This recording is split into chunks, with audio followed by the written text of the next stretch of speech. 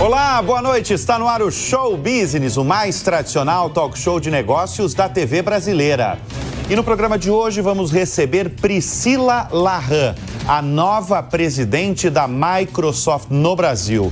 Em sua primeira entrevista na TV, a executiva revela as estratégias e prioridades da operação brasileira da companhia, cofundada por Bill Gates, e como tem sido usado o investimento de 14 bilhões e 700 milhões de reais anunciados pela empresa no país. Eu sou Bruno Meyer e seja muito bem-vindo ao Show Business que começa em instantes.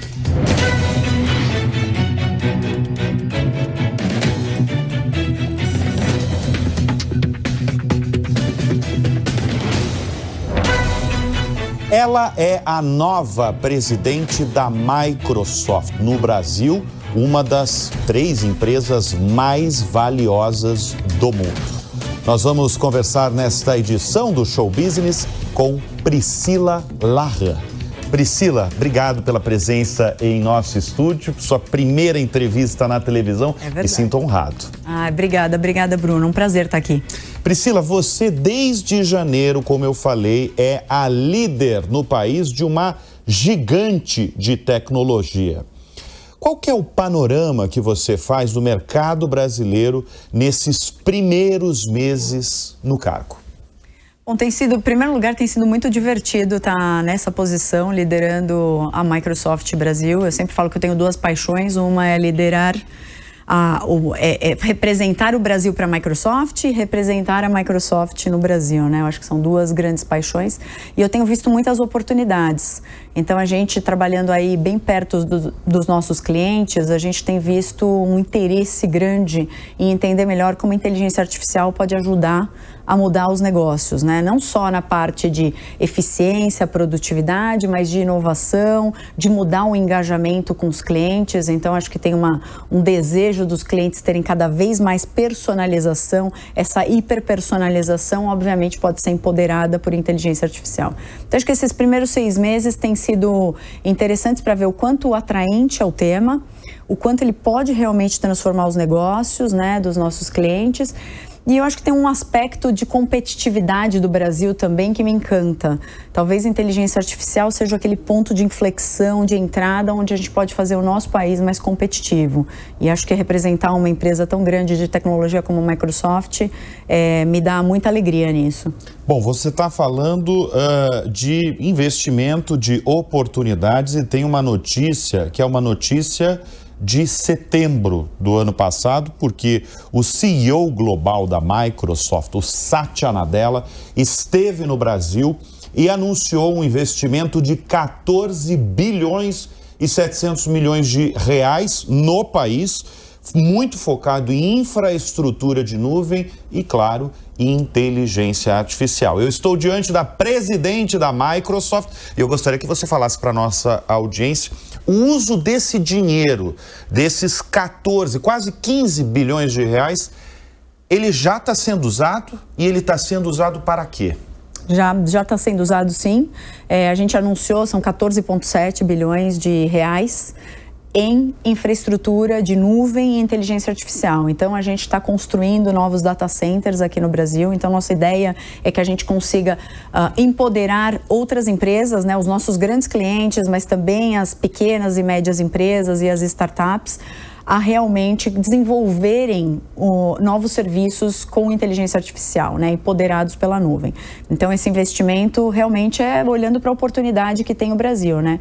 E acho muito, muito bom, porque no final das contas a gente é um país com uma matriz de energia limpa, com excedente de energia, e ter um data center aqui, poder servir os clientes de dentro do Brasil é obviamente um compromisso da Microsoft. Então, quando o Satya veio em setembro, ele anunciou esse investimento, que eu acho que é muito importante para habilitar, né, as empresas, e também anunciou um investimento em capacitação. Em capacitação, que eu acho louvável, eu acho notável, porque é legal você falar isso, porque ele anunciou, né, o Satya Nadella, um investimento de capacitar aí 5 milhões de brasileiros em inteligência artificial.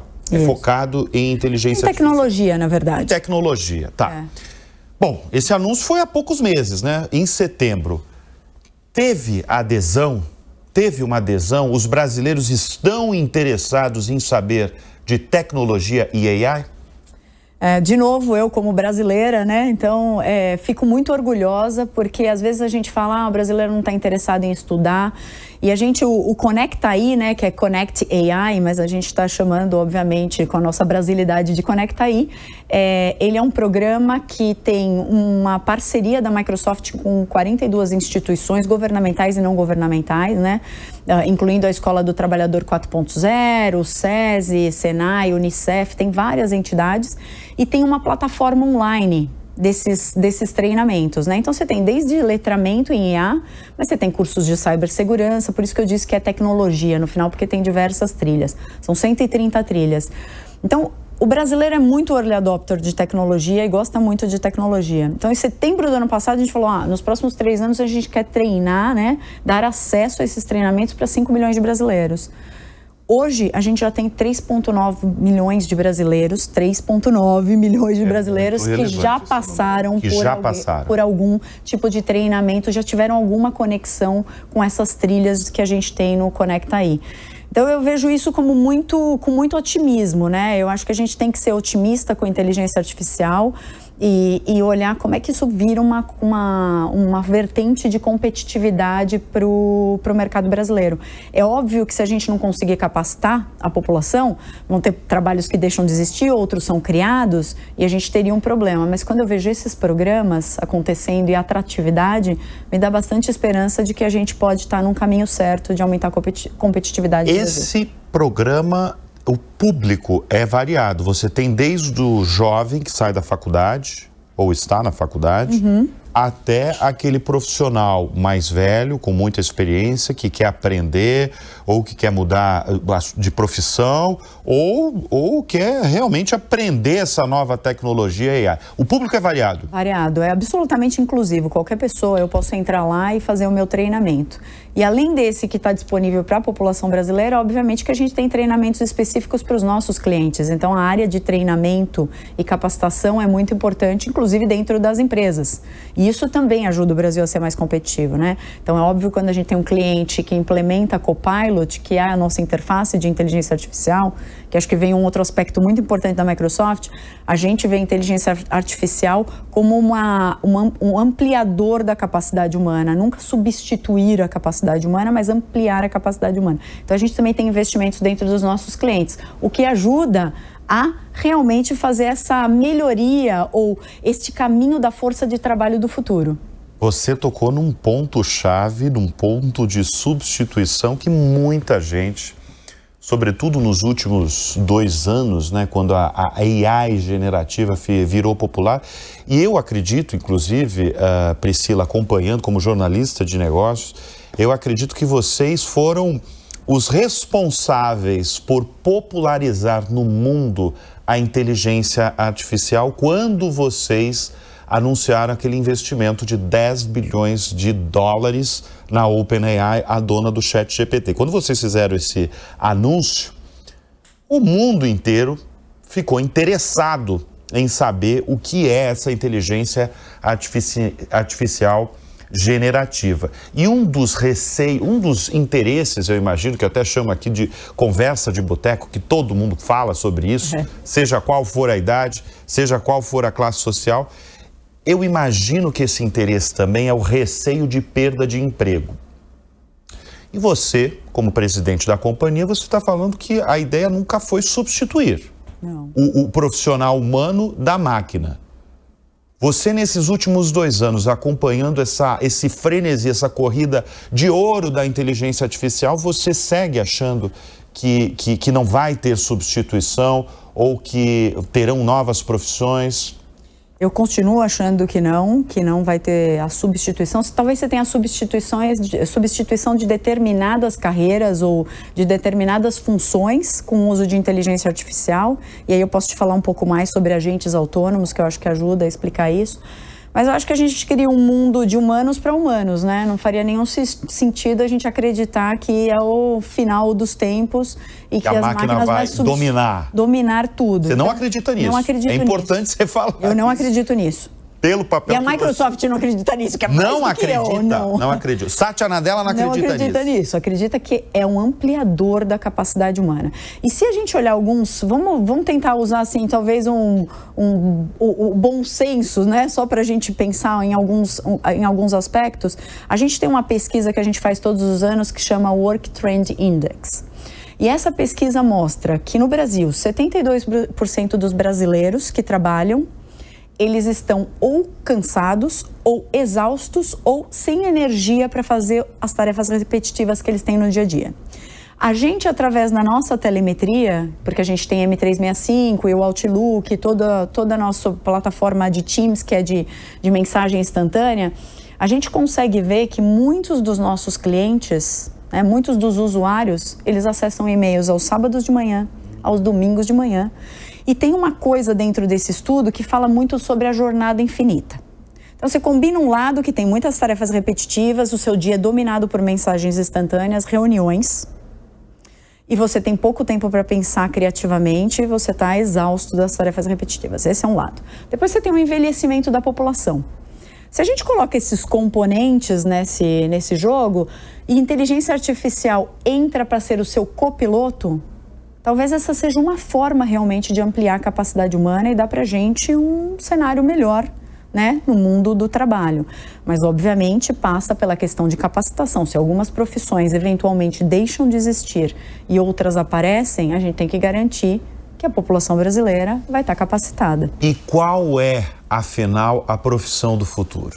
Acho que tem várias, e se alguém te falar que sabe o que vai acontecer... Eu sei, tá enganado. Eu diria que tá enganado, tá enganado. Mas tem algumas, né? Mas tem algumas. Uma das que falam muito é, por exemplo, você tem um especialista de IA em marketing.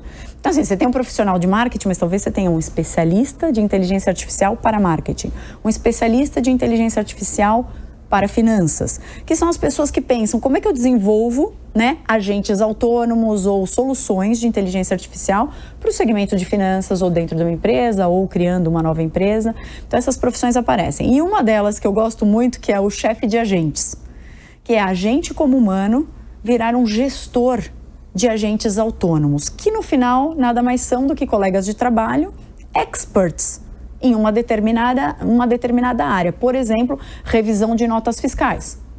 Por que eu preciso ter um humano revisando notas fiscais, encontrando as discrepâncias? Talvez eu possa fazer isso com um agente e deixar a tarefa para o humano quando eu tenho alguma coisa que precisa da intervenção dele ou alguma coisa que adicione criatividade, engenhosidade, aquela nossa capacidade de olhar as coisas de forma mais ampla, né? É isso que eu ia perguntar para você. Você acredita que existe uma característica humana que a AI de maneira alguma consegue replicar?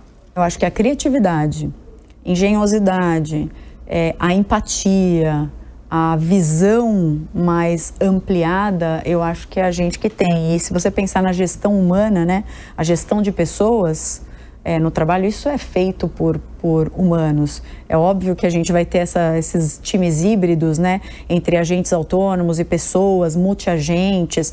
Talvez alguns processos de negócio sim sejam substituídos pelo uso de um agente autônomo, mas eu acredito que essas características humanas são determinantes para a nossa continuidade. Então, assim, não vejo ninguém substituindo, não vejo uma máquina substituindo um humano deste ponto de vista, né? Então, acho que esse não está no meu repertório de pensamentos. Sim. Deixa eu chamar a atenção que a Microsoft está há 35 anos no Brasil. Ela completou 50 anos de fundação e está há 35 anos no Brasil. O que a operação brasileira, hoje comandada por você, representa para os negócios globais da companhia? Bom, pelo investimento que a gente está fazendo, você pode imaginar que a gente representa uma oportunidade grande para a Microsoft e a gente, obviamente, nos mercados onde a gente está, a gente tem um investimento no desenvolvimento do país e das empresas, dos nossos clientes e da população, obviamente. Então, assim, é muito importante o mercado brasileiro para a Microsoft. Hoje a gente reporta numa estrutura de Américas, né, que olha para o negócio de Américas, e o Brasil é um mercado relevante. E a gente tem feito bastantes investimentos aqui, não só em investimentos em infraestrutura, capacitação, mas em pessoas, né? Então a gente tem um time muito bem preparado e treinado para as questões que a gente tem hoje de tecnologia, inteligência artificial e de como transformar esse país num país mais competitivo.